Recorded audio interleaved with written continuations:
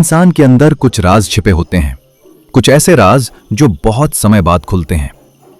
ये कहानी रामपुर गांव की है। हर तरफ धुंध छाई हुई है। उसी गांव में दूर कहीं एक छोटा सा ढाबा था जहां बहुत कम लोग जाया करते थे। आज भी वहां कुछ लोग बैठे, हर तरफ धुंध छाई हुई है। वो लोग रामू भाई, क्या मस्त मौसम है। इस मौसम में तो इस तरह ढाबे की चाय का अपना ही मजा है। हाँ, सही कह रहा है। ऊपर से रात के इस समय बिजली भी चली जाती है। ये अजीब मजाक है यार। लेकिन जो भी हो, इस समय यहाँ साथ में बैठकर एक अलग ही मजा आता है।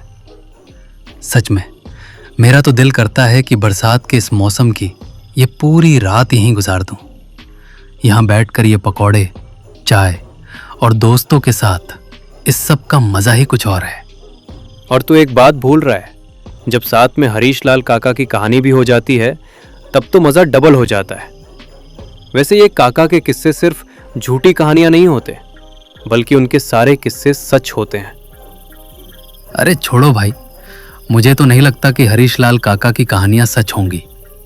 आजकल के दौर में ऐसा कहाँ होता है, ये भूत चुड़ैल वगैरह।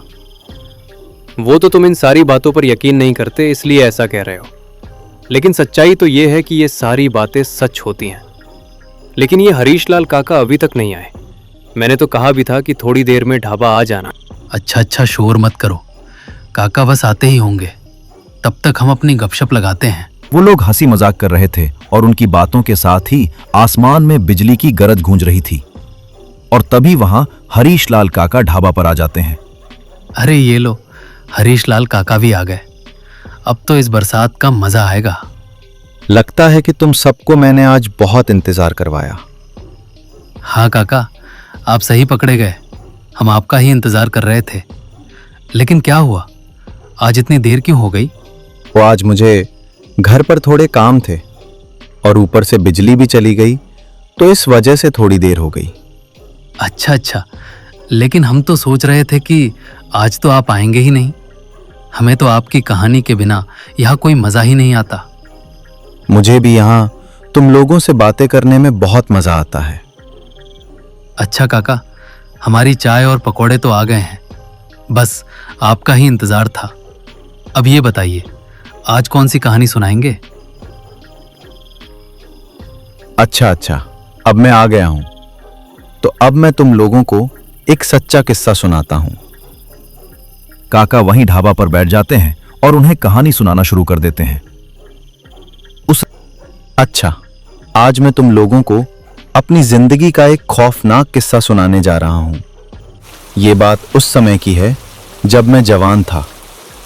उस दिन तूफानी बरसात की रात थी और पूरे गांव में तेज बारिश हो रही थी। हर तरफ बिजली की कड़क और गरज की आवाजें आ रही थी। और उसी तूफानी रात को मेरी मां की तबीयत भी खराब हो गई। उनका इलाज और दवा दूसरे गांव में रहने वाले डॉक्टर के पास थी। माँ, मैं अभी जल्दी ही आपकी दवा लेने जाता हूँ। आप परेशान मत हों, आप जल्दी ठीक हो जाएंगी। राजेश काका हमारे साथ वाले गांव में ही रहते हैं। नहीं बेटा, तुम क्यों इस बरसात में जा रहे हो? मैं ठीक हूँ, कल दवा खा लूँगी। अभी मौसम देखो कितना खराब है और रात भी कितनी गहरी हो गई है। माँ, यह बारिश तो रोज ही होती है और आप फिक्र मत कीजिए, यह थोड़ी देर में बंद हो जाएगी। मैं जल्दी ही दवा लेने जा रहा हूँ।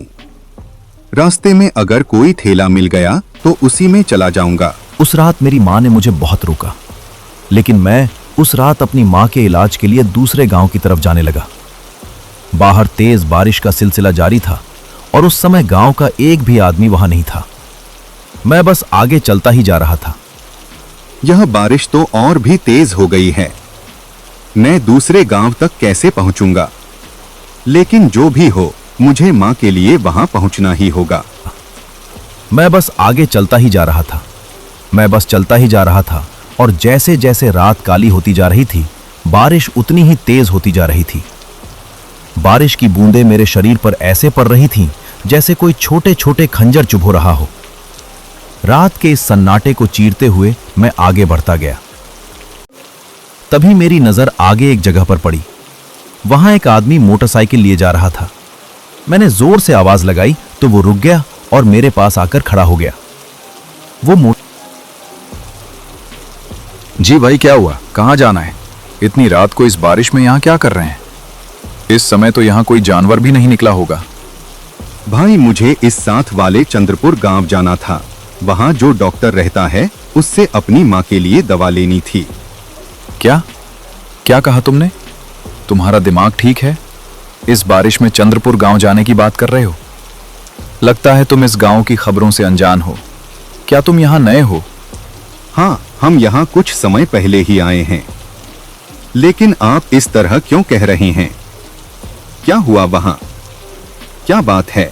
अरे ये पूछो कि क्या नहीं हुआ। तुम ऐसा करो कि इसी वक्त वापस लौट जाओ और इस बारिश की रात में उस गांव की तरफ बिल्कुल भी मत जाना, वरना पछताओगे भाई। बस मैं जा रहा हूं अपने घर, तुम अपना रास्ता नापो। अरे लेकिन भाई सुनो तो। वो मोटरसाइकिल वाला तो उस जगह का नाम सुनते ही तुरंत भाग गया। मुझे उस समय कुछ भी समझ नहीं आया, क्योंकि मैं अपनी माँ के लिए बहुत परेशान था। इसलिए मुझे तो बस वहां जाना ही था। उस आदमी की बातों को नजरअंदाज करके मैंने दोबारा चलना शुरू कर दिया। मैं जब जा रहा था तो उस रात की तेज बारिश में मुझे एक अजीब सी काली बिल्ली पेड़ पर बैठी नजर आई। मैं जाकर उस पेड़ के पास खड़ा हो गया, लेकिन वो बिल्ली ना तो हिली और ना ही भागी। वो बस एक अजीब ठहरी हुई नजर से मुझे देख रही थी, जैसे वो मुझे कुछ कहना चाह रही हो या मुझे किसी खतरे से रोक रही हो। उसी पल आसमान में बिजली जोर से कड़की और बारिश और भी तेज हो गई।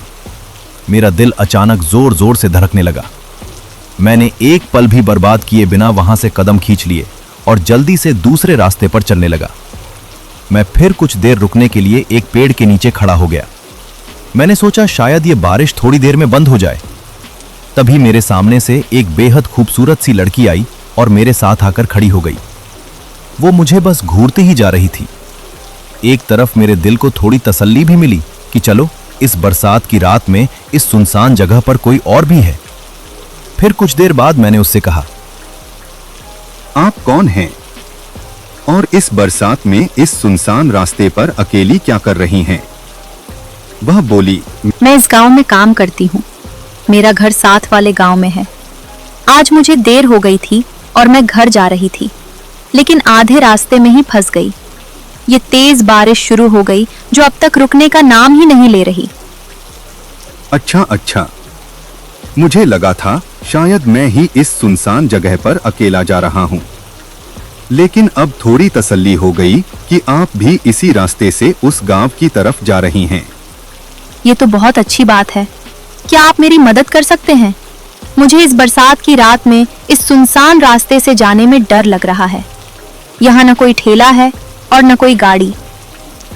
लेकिन कैसे ठीक है? आप भी उसी गांव की तरफ जा रहे हैं, मेरा घर भी वहीं है। क्या हम साथ चल सकते हैं? आप पहले मुझे मेरे घर छोड़ दीजिए, फिर आप अपने रास्ते चले जाइए। प्लीज, मैं अकेली नहीं जा पाऊंगी। मैं वैसे भी वहां ही जा रहा था। मैं आपको हिफाजत से घर छोड़ दूंगा, फिर अपने काम के लिए चला जाऊंगा। आपका बहुत बहुत शुक्रिया। मैं और वो लड़की उस तेज बारिश में साथ सफर करने लगे। पूरे रास्ते में बारिश की बूंदें तेजी से हमारे शरीरों पर पड़ रही थीं। रास्ता और भी सुनसान हो गया था और चारों तरफ अंधेरा फैला हुआ था। हर तरफ से अजीब अजीब आवाजें आ रही थीं और बिजली की कड़क माहौल को और भी खौफनाक बना रही थी। आधे रास्ते में मुझे एक अजीब से जानवर की चीख सुनाई दी। वो आवाज इतनी खौफनाक थी कि उसकी गूंज पूरे इलाके में फैल गई। मैंने घबराकर कहा, यह कैसी खौफनाक आवाज है? अब तो मुझे लग रहा है कि उस गांव की तरफ जाते हुए माहौल और भी डरावना होता जा रहा है। ऊपर से ये जानवरों की आवाजें। उफ, यह रास्ता वाकई बहुत सुनसान है। मुझे भी इसीलिए अकेले डर लग रहा था, लेकिन अच्छा हुआ कि हम दोनों साथ हैं। मेरा डर भी कुछ कम हो गया है। चलते चलते अचानक मुझे पेड़ों के सामने एक अजीब सा साया नजर आया, जैसे कोई वहां खड़ा हो। लेकिन जैसे ही हम करीब पहुंचे, बिजली की कड़क के साथ वो गायब हो गया। मैं रुककर बोला, आपने वह साया देखा? यहाँ कोई खड़ा था, लेकिन अब कुछ भी नहीं है। मैंने तो कुछ नहीं देखा। शायद आपको वहम हुआ होगा। वहां कुछ भी नहीं था। उसकी बात सुनकर मैं हैरान हो गया। एक तरफ मुझे भी लगा शायद ये मेरा ही वहम था। हम दोबारा आगे बढ़ने लगे।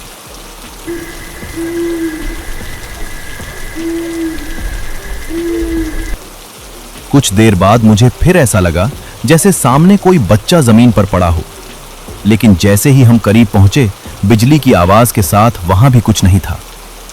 इस बार मैंने उस लड़की से कुछ नहीं कहा। मुझे लगा शायद ये भी मेरा वहम ही हो। हम चलते रहे। हर तरफ सन्नाटा और बारिश ही बारिश थी। कुछ देर बाद हम उसके घर पहुंच गए। उसका घर मुझे बहुत अजीब और वीरान सा लगा। मैं कुछ देर तक उस घर को देखता रहा। ये लीजिए, मेरा घर आ गया। आपका बहुत शुक्रिया कि आपने मेरी मदद की। अगर आप न होते तो न जाने मैं इस बारिश में कैसे पहुंचती। कोई बात नहीं, बस आपको खैरियत से यहाँ पहुँचा दिया। अब मैं अपनी मंजिल की तरफ चलता हूँ। मुझे पहले ही देर हो चुकी है। आप ऐसे नहीं जा सकते। मेरा मतलब है कि आप थोड़ी देर यहीं रुकें। मैं आपके लिए चादर ले आती हूँ ताकि आप इस बारिश से कुछ बच सकें। ठीक है, मैं यहीं रुकता हूँ। वो ये कहकर घर के अंदर चली गई और मैं बाहर उसका इंतजार करने लगा। इंतजार करते करते काफी देर हो गई, लेकिन वो चादर लेकर बाहर नहीं आई।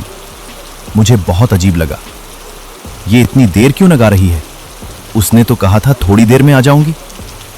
आखिरकार मैंने सोचा कि जाकर खुद ही देख लूं। मैं तुरंत उसके घर की तरफ बढ़ा और दरवाजे के पास जाकर आवाज लगाई। सुनिए, मैं आपका इंतजार कर रहा हूँ। आप कहाँ हैं?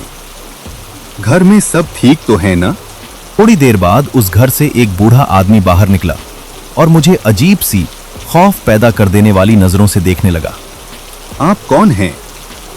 और वह लड़की कहाँ गई जिसे मैं अभी अभी यहाँ तक छोड़कर आया हूँ? कौन लड़की? मैं यहाँ रहता हूँ और अकेला ही रहता हूँ। यहाँ कोई लड़की नहीं रहती।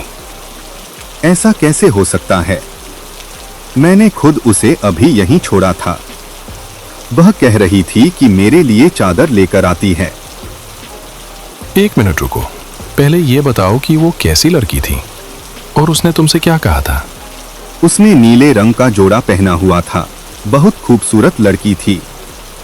वह कह रही थी कि मुझे इस गांव तक पहुंचा दो, अकेले मुझे डर लग रहा है। अच्छा, तो तुम्हारा सामना भी उस सोनाली से हुआ है? सोनाली? कौन सोनाली? जेड? सोनाली वो है जो एक बरसात की रात निकली थी और आधे रास्ते में तेज बारिश शुरू हो गई थी। उसने बहुत से लोगों से मदद मांगी, लेकिन किसी ने उसकी मदद नहीं की। उसी वजह से जब वो जंगल की तरफ जा रही थी तो एक खौफनाक दरिंदे ने उसे मार डाला। उसके बाद वो एक साया बन गई। अब वो गांव में घूमती रहती है। बरसात की रात में जो भी निकलता है वो पहले उससे मदद मांगती है। जो उसकी मदद करने से इनकार करता है वो उसी वक्त उसे अपना शिकार बना लेती है। उसकी बात सुनकर मैं ऐसे सुन्न हो गया जैसे मेरे अंदर से रूह ही निकल गई हो। मुझे कुछ समझ नहीं आ रहा था। न ये कि वो आदमी सच बोल रहा है या झूठ, और न ये कि वो लड़की वाकई साया थी या कुछ और। मैंने और कुछ सोचे बिना तुरंत वहां से निकलने का फैसला किया। मैंने उससे एक शब्द भी नहीं कहा और तेजी से आगे बढ़ने लगा। लेकिन चलते चलते जो मैंने देखा, उसने मेरे पैरों तले जमीन खींच ली। मेरे सामने वही लड़की हवा में खड़ी थी, लेकिन उसका सिर्फ शरीर था, सिर बिल्कुल नहीं था। फिर वो एक खौफनाक आवाज में बोली, आपका बहुत बहुत शुक्रिया। आपने मुझे घर पहुंचाया और मेरी मदद की। उसकी आवाज सुनते ही मैं डर के मारे वहीं जमीन पर गिर पड़ा और बेहोश हो गया। जब मेरी आंख खुली तो मैं अपने घर में था। मेरे सामने मेरी माँ बिल्कुल ठीक खड़ी थी। उनकी दवा भी वहीं रखी थी। मतलब ये कि माँ की दवा भी आ चुकी थी और मैं भी सही सलामत घर पहुंच गया था। माँ ने मुझे बताया कि कुछ गांव वालों ने मुझे रास्ते में बेहोश पड़ा देखा और मुझे घर पहुंचा दिया। अगर मैं उस रात उस लड़की की मदद न करता तो मुझे खुद नहीं मालूम कि मेरे साथ क्या होता।